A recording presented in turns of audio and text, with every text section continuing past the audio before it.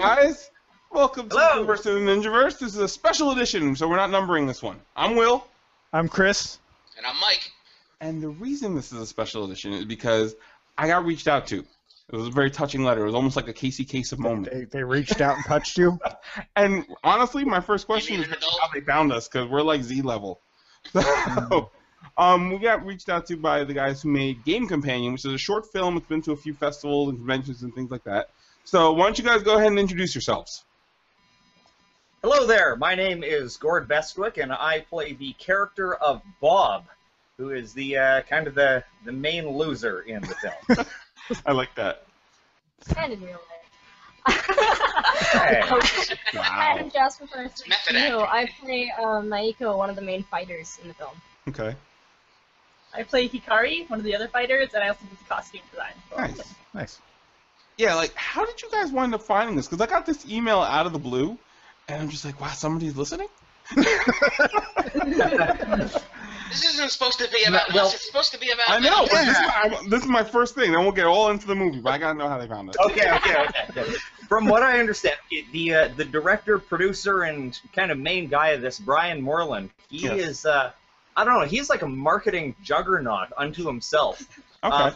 For such a small film, we've managed to get ourselves played on almost every continent except for Antarctica.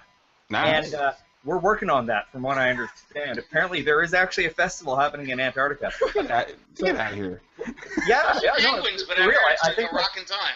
yeah, like 20 researchers and some penguins get to see it. But you know, so Our main audience. from what I understand, yeah, Brian has just been very effective in finding podcasts that are related to gaming and other people who have gone out and seen it, and yeah, we're happy to be here. Yeah, man, we're happy to have you. Happy to have you. All right, so tell us a little bit about Game Companion. Okay, well, the synopsis here, and I don't want to point any fingers if this hits a little too close to home. There's a 30-something guy who lives in his grandmother's basement and does nothing but plays video games all day. I'm looking directly at you, Will. Hey, I don't have a question. Now, he's kind of the stereotypical loser there. So he plays and plays and plays this game called Savers of East Tory Gate, and then what happens is he levels up, and you get to pick a game companion. Of course, you know, like a character that kind of follows you around in the game and, you know, does all that menial crap that you never want to do in the game. You know, go get me firewood, crap like that, right? Mm-hmm. And instead of the character sort of popping up in the game, the character he picked, Kamiko, shows up in real life, and comedy ensues. Yes. Can I say the minute that happened and Kamiko first came out, the first movie that popped in my head was Miracle Beach from the 80s. I don't know if you guys ever saw that.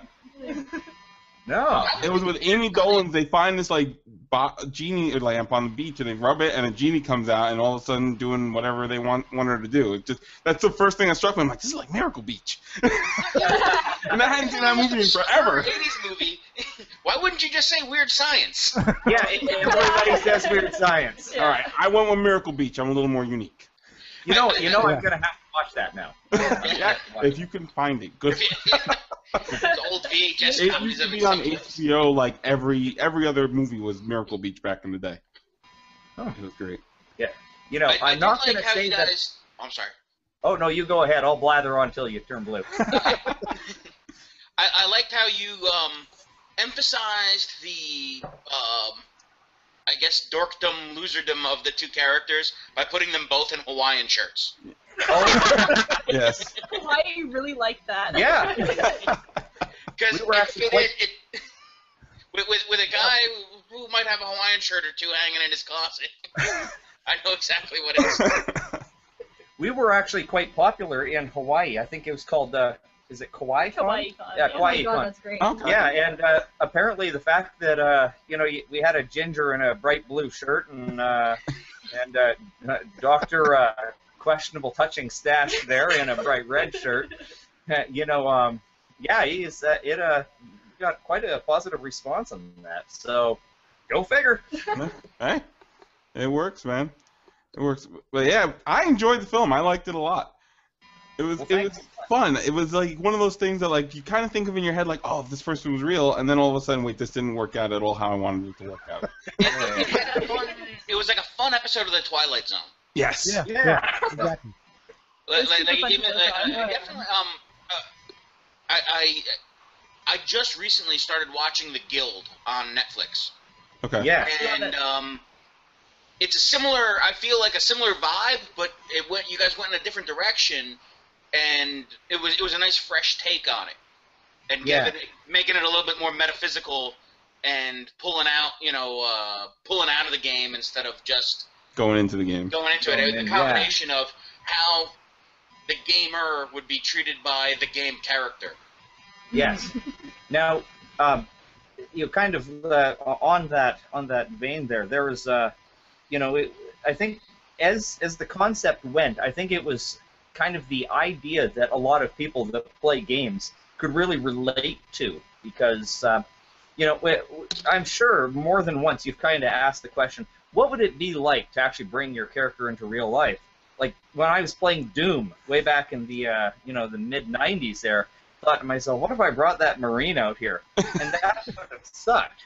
That would have sucked real bad. That's a terrible idea. Yeah. Would not end well. Hey, let's bring out a guy that has a thirst for blood and loves to shoot crap. Yes. That's a good plan. Yeah. Well, it got that. I felt you guys put it together well to almost give it and at least in a video game sense, kind of a timeless quality, because fighting games have been around for a while, and I don't think they're going away. So I'm not a big game guy, but to me, it had that like into Mortal Kombat, into something from 15 years ago when I was doing the stuff, 10 years ago. I got into it, and then game-wise, and then it kept the story moving along with me, and then also knowing just kind of the way people are getting enveloped in a game now that they live with it, that their free moments of the day is wrapped around a game. I think that the social commentary was there, and you framed it the right way by not going too game deep, I guess. Yeah. Now, from what I understand, the actual inspiration for the style of the fighting that you saw was actually the original Mortal Kombat series. Okay. And they were kind of Brian was kind of aiming for the we're gonna call it the slightly past 8-bit, kind of just getting into the 16-bit game systems to give that feel of that time. And I mean, there were because of the small crew for doing the post-production, obviously there were limitations on how far we could go with the music and the special effects. Yeah. But I definitely we appreciate your sentiments on that too, on what you think. That's pretty much bang on. Yeah, I was saying in the pre-show before you guys got on that the graphics on the game part reminded me of the 3DO. I don't know if you guys remember that, and Way of the Warrior. Yep. Yeah, I'm like, when the Kabuki guy came out, I'm like, I like the 3DO. I remember this game. Yeah, I'm the gamer out of the group, so they're not. I think Jasper here might be a little too young for that, because now how old are you now, Jasper? I'm 16. She's 16, so see, I'm the creepy old guy here, because nice. I think I've got 24 years on you now. Hey. Yeah. That's all right. I barely remember the 3DO, so that's. Yeah, I'm the old gamer. Do you guys have is this a one-off? Are you planning on continuing with those characters, or do other things in the vein of video game kind of comedy? Okay, I have two answers for you on this here. Okay, that was kind of good questions. The first answer is the official one here. Is right now we have other projects that kind of the same group of people that are getting involved in, and it's a project called Mining Moon, which isn't really a video game related one. It's a sci-fi piece. Okay. It's not really a swoosh swoosh swoosh swoosh thing. There has been No lightsaber. there has been in no official capacity whatsoever there has been discussion between the people involved, and just talking about it, I'm being as absolutely non-committal as I humanly can on this. There's talk behind the scenes of a game companion too, but you can't hold me to that. No, not at all. It may never happen, but we would like it to happen. Yeah. I mean, I'd like to talk. Like. I'm smelling a very Robert Downey Jr.-esque, Iron Man 4, not happening, Captain America 3 thing. If we just got compared to Iron Man, that's a compliment. There you go. So let's talk about a little bit of the costuming and the makeup and all that. I mean, obviously you guys are going with the Mortal Kombat look, but how did you, what made you settle on, like, the kabuki face and all that stuff? Like, what made you push towards that? You want to field this one, Kari? Well, I think we're just kind of going for anything that was remotely, I guess, anime and video games and that kind of like the Japanese culture and that kind of thing. So we were going with the cliche sort of video game types, like the cute little anime chick, which was Kimiko. There's usually like some sort of a pirate, so that was my character, as in like Cervantes or from Soul Calibur. And yeah, that's my guy in Soul Calibur. There's wizards in there, and there's the characters that you would never possibly want to choose, like that little fairy thing that screeched and then died. Yeah. One in every game. Yeah. So we're just kind of cover all of our bases and just kind of throw them all in there, and then there's some that we just needed to fill in extra spots and have extra fights. So we're like, hey, you person, you've been in there before, let's throw something else on you, get in there! Like, palette swap. So how many costumes did you wind up designing? Or making for the whole thing? A lot of them were thrift store based and then just kind of altered upon that and like pieced together. I had our friend Leela, who was also on costumes as well. She did a lot of the thrifting. Okay. I made my own costume. Then a lot of the other ones, like Kimiko, she was actually grabbed from Hong Kong when Brian, our director, he actually is a pilot, so he goes over there all the time. Okay. So he picked up a lot of the wigs and the contacts and other things. I think your Hawaiian shirts came from there as well. Hawaiian shirts from Hong Kong? Okay. Yeah. So a lot of it was just kind of, pieced together or altered, and it wasn't a huge time frame to make all of these, so kind of had to go with what we had. Well, and I was wondering how much kind of time you put behind it, because you really had 2, maybe 3 kind of, if you count the Kabuki guy, you had 3 featured costumes, and the rest of them only had a few seconds of screen time. Yeah. So I wasn't sure if you guys were planning on, like, all right, we got these costumes now, we'll use them for other stuff later on in the future, kind of like like old school Roger Corman when he used to be filming 2 movies at once, and kind of like, all right, we're done with this set and these costumes. Price movie, and we're gonna go do this other one down the street. Possibly, if you want to bring out Game Companion 2, we can bring them back. Now what Kari might not be mentioning right now is Kari is actually quite a prolific cosplayer. Okay. So right, I should say that. Yeah. I've been cosplaying for about 14 years, so nice. I have a lot of the costumes also came directly out of my closet as well. I think I had like the maid costume that year. I was the French maid. So that one was in there. Then mine was mainly just pieced together with crap in my closet from other costumes. If anybody could just sort of. Oh, go ahead. I'm sorry. If anyone could just sort of pull a costume or a large stack of costumes out of their butt, that would be Kari. Just like a rabbit in a Awesome. Now, what conventions have you brought the film to and all that? Oh. It's hit about 90 conventions and film festivals worldwide. Wow. Yeah. Wow. Nice. Yeah. To be quite truthful about this is we've been in so many of them, and the list is just so huge that it just sort of goes by as a big blur. Oh, really? Well, that's understandable. I can remember we went to Comic-Con, didn't we? At least one of them. One of them, there's maybe. a lot. Yeah. I don't know. I'm pretty sure we went to Seattle Comic-Con. I know we went to the Boston Sci-Fi Marathon. Yeah, the Boston Sci-Fi, Okay. that's for sure. Okay. We just, of I was course, proud of there's that. Kauai Con in Hawaii. We're going to be doing one in England, I think, really soon. Somewhere there. I don't remember. Every couple of days we get emails from our directors saying, "Oh, we made it into this one, and we got into this one too." Hey, that's awesome! But there's so many of them. You know, it's like if somebody showed up at your doorstep with like an awesome sundae.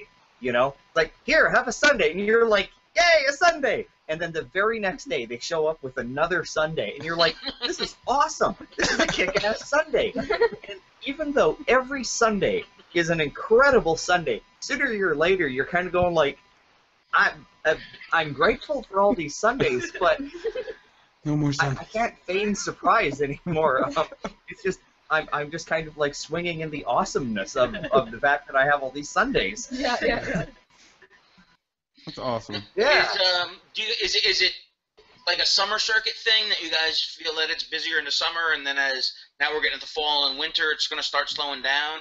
I mean, it used to be that the convention network kind of ran on that summer schedule, but there's more and more now that are getting into November and December, January. Well, they started going out. The game company's only been out since January, so it really hasn't had a full year yet. So, I mean, I'm not too sure what the next couple of months will bring, if they will slow down or not. And don't forget too that we're unlike a lot of other mediums where you have like a North American distribution. We have an entire planet, so even though we started spring here in North America, or winter, I guess, in North America. Winter in North America is actually summer in the southern hemisphere. So the reality is we can actually milk this for almost a good solid year before before I think we have to either go away or shut up. One of the two. Until you get to Antarctica. Yeah. It's timeless seasons in Antarctica, really. All Our year newest round. film, I think, will be coming out for February-ish. Okay. So that one will start doing its rounds, and hopefully it'll get positive feedback for like the first one. So. Gotcha. So are you guys big gamers, or who's the gamers out of you guys? I'm totally a gamer. Nice. I'm about this much of a gamer. Now, I'm not giving a full solid hand up on this. I'm giving kind of like a hand up at 45 degrees. Okay. That's kind of me. I play my video games, but I'm not Will. See, I was, man. The thing was I got old. See, Yeah. that's the problem. Was I was part of the Doom era. Literally, I remember when we were going, hey, you can render out a three-dimensional environment in real time. Oh yeah. I remember the first time I ever played Doom, man. My friend called me over. He's like, hey, you gotta come check this game out. And I'm like, this is the most mind-blowing game I've ever seen in my life. Yeah.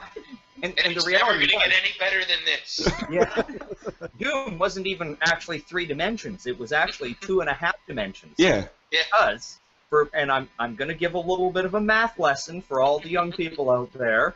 So, you can feel old here. If you actually take a look in Doom, you go back and play it, you can never actually go under any point because you actually moved around the engine on a 2D plane with only your third dimension that you see, like the actual height offset being kind of fake.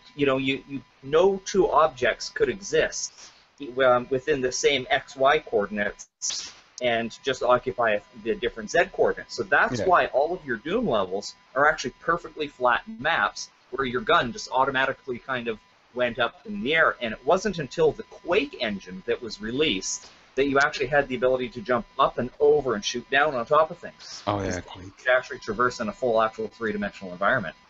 Suck it up, huh? That was good. All right. I have no idea what Now you you just lost everybody except for me. I know exactly what you're talking about. It's like a full nerd out, like full fledged. Well, Okay, one of the things point that I dropped out of the whole gaming thing for quite a long time because I did things like at my 20s and girls, right? Yeah. So but then as I became the loser in my 30s, I've started to play stuff on Steam, and recently I've got really sucked into a game called Dino Horde, or it's now known as Orion Prelude. Yep. Okay, cool. That game's fun. Yeah, it is fun, and it's one of these things where it's available on Steam, I think, right now for just $1 because they weren't making a lot of sales for some reason because some people I think played the early betas of it or something and just kind of panned it before it was really ready. I've really been getting in on it, and hey, if you see me on Steam, you can add me. I'm G Bestwick. There you go. I want friends. I will add you. I will add you because I actually just built a new computer in February. So you're more of a console gamer. Yeah, I grew up with the PlayStation and the older kind of consoles. I mean, the newest console that I have is the 3DS, but that was only ever for Ocarina of Time. I got my little purple 3DS. Yeah. I got like Smash Brothers. Now he keeps telling us they don't make 3DSs in man colors; that he can only get them in like purple and things like that. Is that true? This is Saints Row purple. This is Saints Row purple. Okay. That's a nice purple. What's wrong with that purple? No, it's all punch you in the face purple. That's the color. Yes. You want to know what purple is? Black eye purple. One of the funny lines in the film that caught me was when was the line about this, you should be playing this new game. Why are you still playing this old game? Because that's the conversation Will and I have all the time. Because Will is always up on all the new stuff, and I'm still playing my NES at times. So I think nothing wrong with that. Yeah, a lot of people miss the point that it's not about playing the latest game. It's playing the game that makes you happiest. Absolutely, absolutely. I'm still playing. Yeah, what am I playing right now? I'm playing A Link to the Past. I love A Link to the Past. I own a Pac-Man arcade cabinet, so I'm real old school. Yeah, my wife. Do you guys hit conventions at all in your personal life or with the movies? I know you send the movie out, but do you travel with it at all? Do you go to any of the local shows? Or I know you say you've been cosplaying, but yeah. Adieu. Yeah. I went to the Wizard World Portland. I went down to that one. We got into the film festival there, so I had traveled down. The Portland one is one of the ones that I've been looking at going to for a long time because I want to go visit Portland because it seems like it's this great place for horrible, fattening food. And I need another excuse to go to amazing. Portland. And I'm like, I would just recommend going there for the food. Yeah. And I'm like, Portland Comic Con is in January every year. I'm like, I should go hit Comic Con and I can go hit. And... I mean, I have nothing against Comic Cons whatsoever. I love them, but I'm a little bit more of the anime conventions rather than the comic conventions because I don't know. Now, she wants an excuse to wear costumes. I'm sorry? Yeah. I've seen some of the conventions because I've been to the Philadelphia Comic Con, I've been to the New York Comic Con. And the Philly Comic Con tends to be a straight up comic book stuff with some of the more, I guess, wider known anime. I saw a ton of Attack on Titan this year in Philly. Yeah. And that actually got me into Attack on Titan. But the New York Comic Con is always very anime heavy. Yeah. And I think it just kind of becomes a regional thing and become, almost like size-wise on. Oh yeah, you can dress up as anime characters at comic conventions, but I find as for guests and that, it's mostly just a meet and greet sort of guests. You pay to get autographs or you line up and get to meet Walking Dead stars or all these awesome things. I mean, they're great people, but I prefer going to cosplay workshops and things like that, and then entering the skit contests and stuff like that. So that's kind of my personal. Yeah, and I feel a lot of the older conventions were structured a little bit more in that way.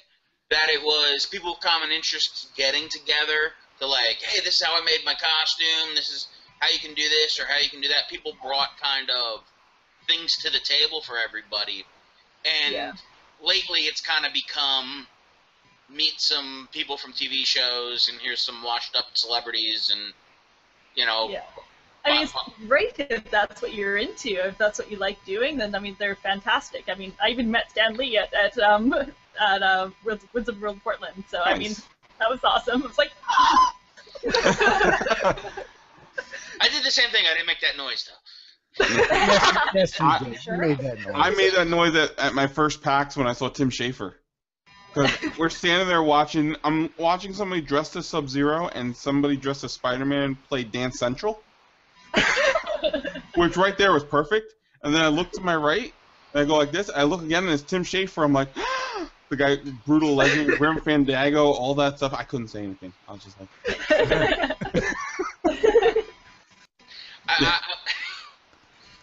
Exactly. I was down at Fandom Fest in Kentucky, and it was a very widespread con that really didn't know what it wanted to be. Part of it was a horror con, part of it was a comic con. In the middle, there was an anime con squeezed in 3 different buildings. And as I was walking through, there was a room that was just it had a sign outside, and it said Anime Maids Lounge, and it was just 30 girls dressed as anime maids hanging out in there, and I'm like, I don't know what's going on in there, but I like it. I'm like, they're talking about something, I guess. Everyone loves a little maids. beyond me. I was one, I mean. Yeah, now, have you guys you've heard of PAX East and all that stuff, right? Have you, being a little bit of gamers and all that stuff, have you had any interest in going there? I'm sorry, say that again. You were a little quiet. Oh, PAX East. It's Penny Arcade's convention. Have you guys heard of that one? Yeah. Seattle. I've never been to it, but I mean, I would love to go.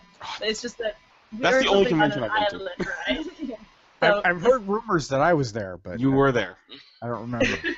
We were there for 1 year, and Chris had no idea what was going on. for us to travel down there.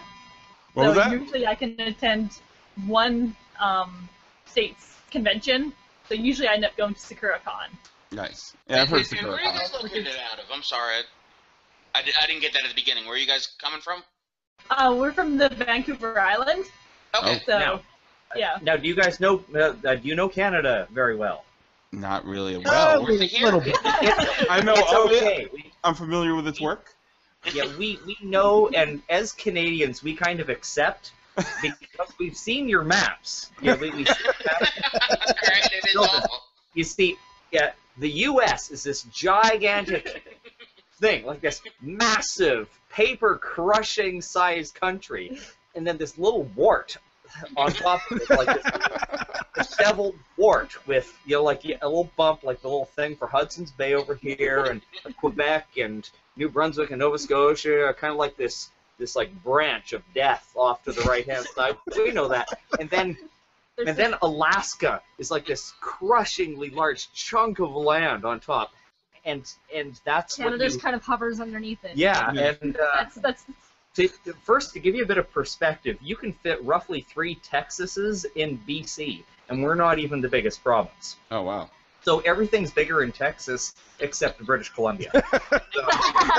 All right. So now, on the west coast of Canada, there's an island that's approximately 300 miles long and about 150 miles, give or take, wide. So kind of on a diagonal. Mm-hmm. That's called Vancouver Island, and that's where we live. you So can fit England in it. Yeah. By the square kilometer. yeah, Square mile, I guess. yeah. It's I think geographically it's about the total square miles of Maine, or slightly bigger than Maine. And that's just our island. So what you're saying is the maps aren't to scale. Yeah, we're the second biggest country in the world. The U.S. is like the fifth.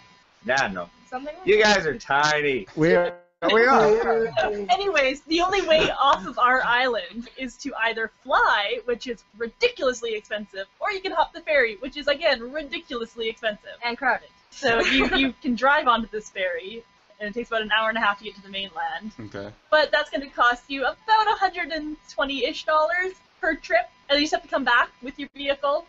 So getting down to conventions anywhere on the mainland is quite expensive. Yeah. But it's a big island. It's very nice. People say Jersey is expensive. I know somebody that vacationed out in that area once. I had a friend that went there, and I was there briefly. I did a cruise in Alaska, and I wound up in your neck of the woods, just kind of getting on a plane to go home. Yep. That was my. closest. And my geographic knowledge of Canada comes mostly from professional wrestling. Really? That's interesting. I don't think Mine comes from professional wrestling and hockey because I'm a big hockey fan. So there you go. That's that's understandable. Mine And comes from Kevin Smith. we're hockey interests and nothing else. just remember, the Montreal Canadiens and all them. You know, that's not representative of us out west. We're Canucks all the way, even if we don't like them. I'm the worst Canadian ever because I don't like hockey and I get cold all the time. So I'm surprised they haven't deported you. What were you saying? No, I think. I like the Canucks. I'm a betrayal to the gamer community. I actually. And the Canadians women's soccer team, I mean, rock on, right? Like. You were totally. Exactly Right. I have nothing about. You had a moment. You got 3 minutes to talk about hockey. You're gonna try and get us to talk about soccer. You're really pushing.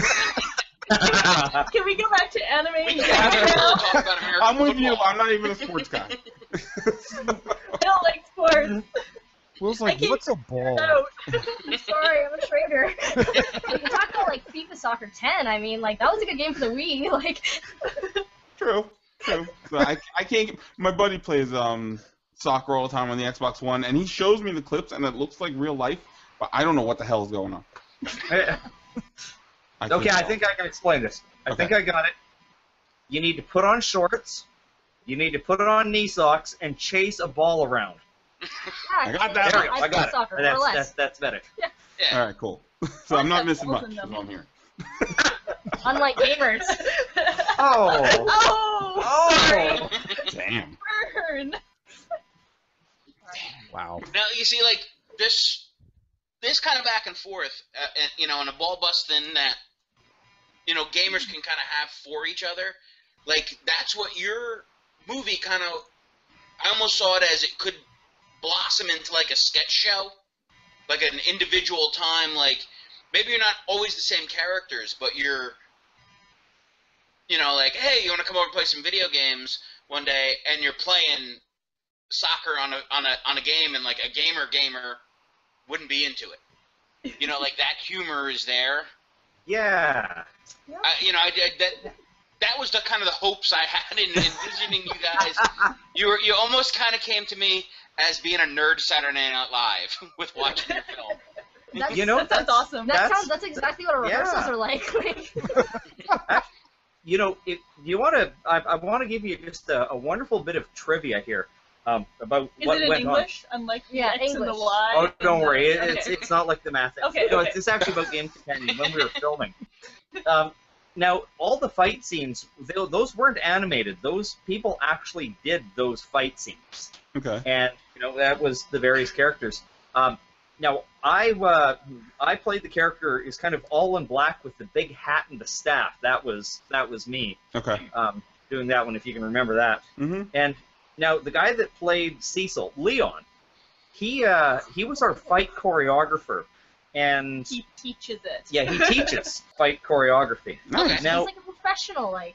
There's a very important detail when you're doing these scenes, and that's to be careful with your weapons. Especially swords. Oh, who got stabbed? Oh, somebody's missing a finger. Yeah. Actually, somebody's missing a toe. Somebody's missing a toe? Yeah, Leon actually, twisted, brought the sword down, and put the sword right through his shoe, and lopped off the tip of his toe. Oh. And that was the first day of filming. Yeah. And we still had to come in the second day to do all of the apartment scenes. Yeah. He's a trooper, though. Hannah, he actually went to the hospital while we were filming, and then came back as we finished. Like, yeah. Hannah, the girl that played Veruca, she had to drive him to the hospital because, he just lost a toe. So, you're probably not gonna. He managed to do the entire fight scene, like up until when the director let cut in that, and he like lays there and he's like, one second, I think I might have cut my toe off. What? And did we not use that actual take for the film? Yeah, it's that in there. That take is in the film. That's awesome. So I think was he playing the big Afro guy? Yeah, big Afro guy. Yeah, so with like blue tall shirt blue and big black big afro. kama pants and Yeah. That's odd. Did he get the toe reattached? What's that? Did he get the toe reattached, or was it gone? I think he's actually missing. Like he only lopped off like the like a toenail and about from the toenail forwards, as I understand. So I think he's still missing that, from my understanding. Wow. So we'll just call him Limpy from now on. There was a lot of blood. Really? Wow. Yeah. I didn't notice in the credits, but is there in a memory of the toe? When somebody dies. We should. We should dedicate Game Companion 2 to the toe. We There we should. go. Yeah. Yeah. I can't think of a better way to end this than with the story of a missing toe. I think we've hit our pinnacle. It's true dedication if you can physically maim a man for your art. Yes. That's Much how like you Van Gogh cutting his ear off, Yeah. the loss of the toe symbolic. legitimizes your film. It will be missed. So in future, don't mess with sharp, pointy things because they Yeah. hurt. Yeah. Yes. So we're gonna count on you guys to do a review when Game Companion 2 comes out. Absolutely. Absolutely. And we will have you back on here. Oh, we'd love that. 'Cause you guys are fun, and I'm going to send you a Steam invite after the All show. right, cool. Right now I'm playing Borderlands, the pre-sequel. So. Well, you'll pretty much know what game I'm playing. I'm playing Dino Horde. Dino Horde, that's it. I will. We'll spread your gospel a little bit because we're all around the East Coast convention scene now, and we like talking up people that we like. So And seems like we like you guys. Oh, good. We like you thank guys. you so too. much. We like you guys. And if you know of a convention that has some film going on it and they'd like to play us, we can. You already know how to get in touch with Brian, and we're more than happy to show this at any convention that you can think of. Awesome. Cool. So why don't you give it throw out a little plug where people can find you next, Twitters, anything like that, anything you want to put out there. Well, you can find us at your next convention coming up at insert date here and insert location here. There you go. Everywhere but Antarctica, but that's coming. That's coming in the future. Coming soon to a penguin near you. Yes. Nice. I will promote our cosplay page, which is North Pacific Cosplay. The Okay. initials also mean NPC. You got onto that one. Nice. Oh, there you go. Very clever. We're also on Facebook and some other things, Don't we have but like a we don't website with a really. trailer on it and stuff? I don't know. There is a Like, website Game with the trailer Companion. on it. I think it's called Game Companion. The movie or movie. something? Yeah. I'm Oh, not we're terrible. Brian's gonna see this and hate us. You know what? After the show, send me all the links. We'll put it in the description for There we when go. There we go. All right. Okay. We'll do that. All See right. the link for details. Yes. So, guys, it was a pleasure having you on. Best Absolutely. of luck with the movie. Hopefully, we're seeing a sequel. You bet. We're not committing to I it. want an though. ongoing series. I don't want a sequel. I want it to continue. About as confirmed as Half-Life 3. And Portal 3. Yes, and oh my God, I'd love Portal 3. All right. So, signing off, I'm Will, I'm Chris. I'm Mike. and we'll see you next week.